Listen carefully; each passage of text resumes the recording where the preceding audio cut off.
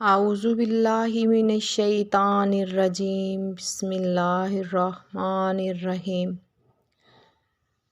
خاتم النبیین حضرت محمد مصطفیٰ صلی اللہ علیہ وآلہ وسلم ایک صحابی رضی اللہ تعالیٰ عنہ سے محو گفتگو تھے کہ وحی آئی۔ یہ شخص جو آپ کے ساتھ بات کر رہا تھا اس کی عمر صرف 1 ساعت یعنی 1 گھڑی باقی رہ گئی تھی۔ وہ عصر کا وقت تھا کہ سرکار مدینہ صلی اللہ علیہ وآلہ وسلم نے اس صحابی رضی اللہ تعالیٰ عنہ کو اس بات سے آگاہ فرمایا تو وہ بے قرار ہو گئے اور عرض کرنے لگے کہ یا رسول اللہ صلی اللہ علیہ وآلہ وسلم، مجھے ایسا عمل بتائیے جو اس وقت میرے لیے زیادہ مناسب ہو۔ سرکار مدینہ صلی اللہ علیہ وآلہ وسلم نے فرمایا، علم حاصل کرنے میں مشغول ہو جاؤ۔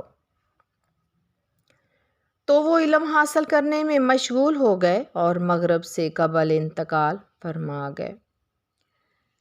راوی کا کہنا ہے کہ اگر علم سے افضل کوئی اور چیز ہوتی تو سرکار مدینہ صلی اللہ علیہ وآلہ وسلم اس وقت میں اسی کے کرنے کا حکم فرماتے۔ حضرت محمد مصطفیٰ صلی اللہ علیہ وآلہ وسلم نے جمعہ کے دن کی بہت زیادہ فضیلت عطا بیان فرمائی ہے۔ آپ صلی اللہ علیہ وآلہ وسلم نے فرمایا کہ جو جمعہ کے دن 100 مرتبہ سبحان اللہ العظیم و بحمدہ پڑھے گا، اس کے 1 لاکھ اور اس کے والدین کے 24,000 گناہ معاف ہو جائیں گے۔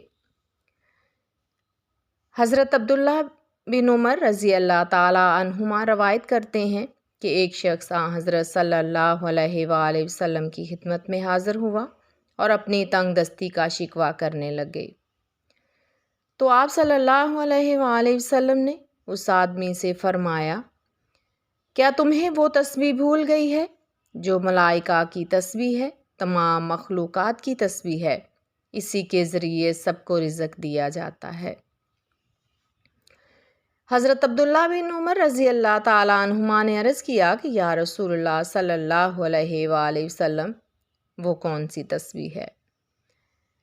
آپ پہلے ٹیک لگا کر تشریف فرما تھے تو آپ سیدھے ہو کر بیٹھ گئے اور آپ نے فرمایا، اے ابن عمر، صبح صادق کے طلوع ہونے کے بعد سے لے کر نماز فجر تک کے درمیان یہ کلمات پڑھا کرو، سبحان اللہ و بحمدہ سبحان اللہ العظیم اور استغفر اللہ 100 مرتبہ پڑھ لو تو دنیا تمہارے لیے ناک رگڑتی ہوئی آئے گی اور اللہ تعالیٰ ہر اس کلمہ کے بدلے جو تم کہو گے ایک فرشتہ پیدا فرمائیں گے جو قیامت تک تسبیح بیان کرتے رہے گا اور اس کا ثواب تمہیں ملے گا۔ اسی طرح ایک اور حدیث مبارکہ میں ہے، حضرت عبداللہ ابن مسعود رضی اللہ تعالیٰ عنہ سے روایت ہے کہ رسول اللہ صلی اللہ علیہ وآلہ وسلم نے ارشاد فرمایا، جو شخص ہر شب میں سورہ واقعہ پڑھتا ہے وہ کبھی بھی فاقے کی حالت کو نہیں پہنچتا۔ حضرت ابن مسعود رضی اللہ تعالیٰ عنہ اپنی لڑکیوں کو حکم دیا کرتے تھے کہ وہ ہر شب میں یہ سورت پڑھا کریں۔ مغرب اور عشاء کے درمیان یہ سورت پڑھنی چاہیے۔ نماز جمعہ کے فوراً بعد اول و آخر 3 بار درود شریف پڑھیں، مگر شرط یہ ہے کہ سلام پھیرنے کے بعد حالت نماز میں بیٹھے رہیں اور کسی قسم کی کوئی گفتگو اور دوسرے کام میں مصروف نہ ہوں۔ اپنی توجہ اسی عمل کی جانب رہیں ورنہ عمل کی تاثیر ختم ہو جائے گی۔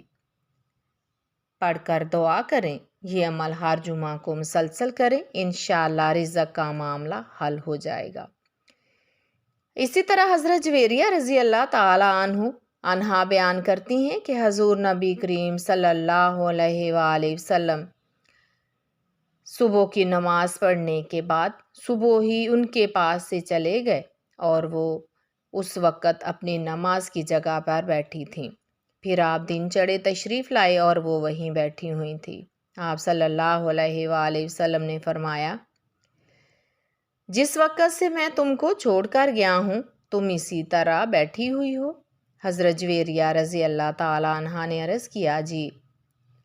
تو نبی کریم صلی اللہ علیہ وآلہ وسلم نے فرمایا، میں نے تمہارے بعد یعنی تم سے جدا ہونے کے بعد 4 ایسے کلمات 3 بار کہے ہیں کہ جو کچھ تم نے صبح سے اب تک پڑھا ہے، اگر ان کا ان کلمات کے ساتھ وزن کرو تو ان کلمات کا وزن زیادہ ہوگا۔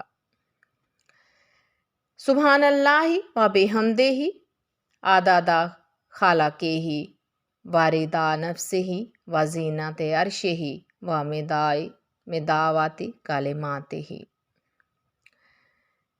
اللہ کی حمد اور تسبیح ہے اس کی مخلوق کے عدد، اس کی رضا، اس کے عرش کے وزن اور اس کے کلمات کی سیاہی کے برابر۔ اسماء بنت یزید انصاریہ سے روایت ہے کہ انہوں نے عرض کیا کہ یا رسول اللہ صلی اللہ علیہ وآلہ وسلم، میں عورتوں کی فرستادہ آپ کے پاس آئی ہوں، یعنی عورتوں نے مجھے یہ کہہ کر بھیجا ہے کہ مرد جمعہ اور جماعت اور عیادت مریض اور حضور جنازہ اور حج و عمرہ اور اسلامی سرحد کی حفاظت کرنے کی بدولت ہم پر فوقیت لے جاتے ہیں۔ تو آپ صلی اللہ علیہ وآلہ وسلم نے فرمایا، تو واپس جا اور عورتوں کو خبر کر دے کہ تمہارا اپنے شوہر کے لیے بناؤ سنگھار کرنا یا حق شوہری ادا کرنا اور شوہر کی رضامندی کا لحاظ رکھنا اور شوہر کے موافق مرضی کا اتباع کرنا، یہ سب ان اعمال کے برابر ہے۔ حضرت ابو ہریرہ فرماتے ہیں کہ رسول اللہ صلی اللہ علیہ وآلہ وسلم نے فرمایا، جب جمعہ کا دن آتا ہے تو مسجد کے ہر دروازے پر فرشتہ آنے والے کو لکھتے رہتے ہیں، جو پہلے آئیں اس کو پہلے لکھتے ہیں، اور جب امام خطبہ کے لیے بیٹھ جاتا ہے تو وہ اعمال ناموں کو لپیٹ لیتے ہیں اور آ کر خطبہ سنتے ہیں۔ جلدی آنے والا اس شخص کی طرح ہے جو اللہ تعالیٰ کی راہ میں 1 اونٹ صدقہ کرتا ہے۔ اس کے بعد آنے والا اس شخص کی طرح ہے جو 1 گائے صدقہ کرتا ہے۔ اس کے بعد والا اس شخص کی مثل ہے جو مینڈھا صدقہ کرے، پھر اس کی مثل جو مرغی صدقہ کرے، پھر اس کی مثل جو انڈا صدقہ کرے۔ امیر المومنین حضرت سیدنا علی ابن ابی طالب رضی اللہ تعالیٰ عنہ سے روایت ہے کہ حضور نبی کریم صلی اللہ علیہ وآلہ وسلم نے ارشاد فرمایا، جس شخص نے جمعہ والے دن سورہ کاف کی تلاوت کی تو وہ آئندہ جمعہ تک ہر طرح کے فتنے سے بچایا جاتا ہے، یہاں تک کہ اگر دجال بھی نکل آئے تو وہ اس سے بھی محفوظ رہے گا۔ اسی طرح حدیث مبارکہ میں آتا ہے کہ جس شخص نے سورہ کاف کی پہلی 10 آیتیں حفظ کر لیں اور پابندی سے پڑھتا رہا وہ دجال کے فتنہ سے بچا دیا جائے گا۔ اسی طرح آخری 10 آیتوں کے متعلق بھی روایت آئی ہے۔